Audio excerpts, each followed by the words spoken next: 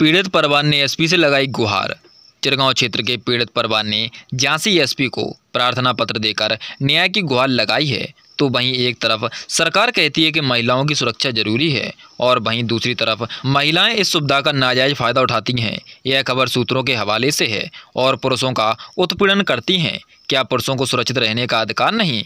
ऐसा ही मामला चिरगांव क्षेत्र का सामने आया है, जहां पर पत्नी ने अपने भाइयों के साथ मिलकर अपने पति को मरणासन अवस्था में करा दिया। यह पूरा मामला चिरगांव थाना अंतर्गत का है, जहां पीड़ित परिवार ने कहा कि अमर सिंह पुत्र मुन्नालाल प्रजापति की शादी झांसी शिवाजी नगर में रहने वाली नंदिनी पुत्री राम सेवक प्रजापति की 2008 में हुई थी। दोनों के बीच उन दोनों की 3 पुत्रियां भी हैं।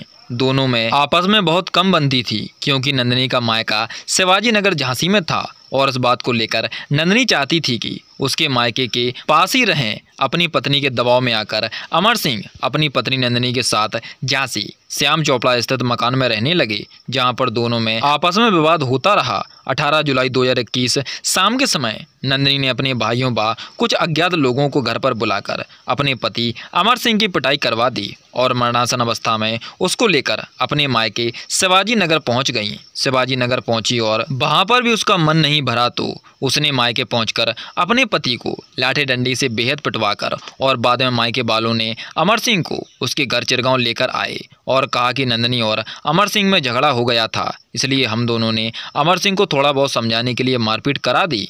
इसके बाद इलाज के लिए खर्चा होगा, हम करने के लिए तैयार हैं, पर हमारी पुलिस कंप्लेंट नहीं करवाना। यह कहकर नंदिनी के भाई और 2 अज्ञात व्यक्ति उनके घर से भाग खड़े हुए और मरने के लिए अमर सिंह को चिरगांव स्थित मकान में रात लगभग 10:30 बजे मरणासन अवस्था में छोड़कर चले गए। अमर सिंह को मरणासन अवस्था में गंगा हॉस्पिटल झांसी में आईसीयू में भर्ती करवाया गया और वहां जब से लेकर अभी तक पीड़ित को होश नहीं आया है और पीड़ित के परिवार वालों को न्याय के लिए दर दर भटकना पड़ रहा है और पुलिस है कि सुनने का नाम नहीं ले रही। एक तरफ महिलाओं को इतनी सुरक्षा और इतना पावर दिया जाता है कि वह अपनी रक्षा कर सकें, लेकिन इस पावर का गलत इस्तेमाल करती हैं महिलाएं। क्या पुरुषों के प्रति सरकार की कोई जिम्मेदारी नहीं है?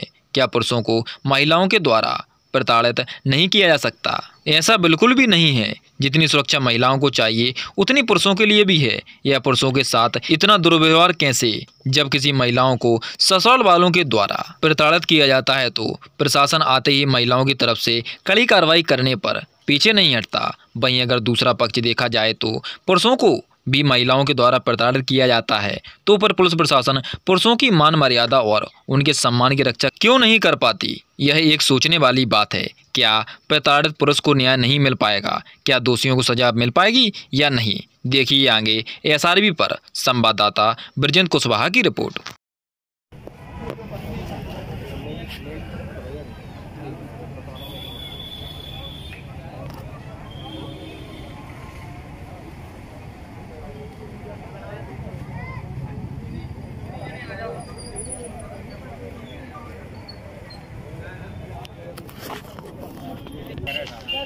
कार्रवाई नहीं हुई। कार्रवाई पुलिस वाले से नहीं है।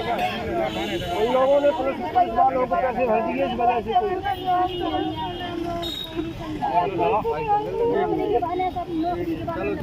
कहाँ से आई पूरा क्या मामला?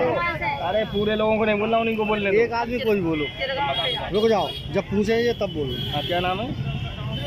कहाँ से आए? क्या समस्या है? जो समस्या है सर, हम डॉक्टर को बता देंगे। रात में 10 बजे रात के मैं सामान से और बच्ची मोड़ा को लेके हमारे मारपीट करके असर करके। किन लोगों ने की मारपीट? ससुराल वालों।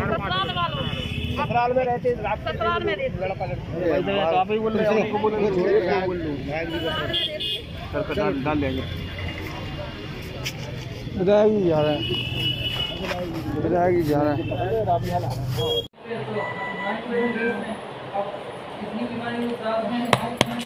आगे खोलो अमर।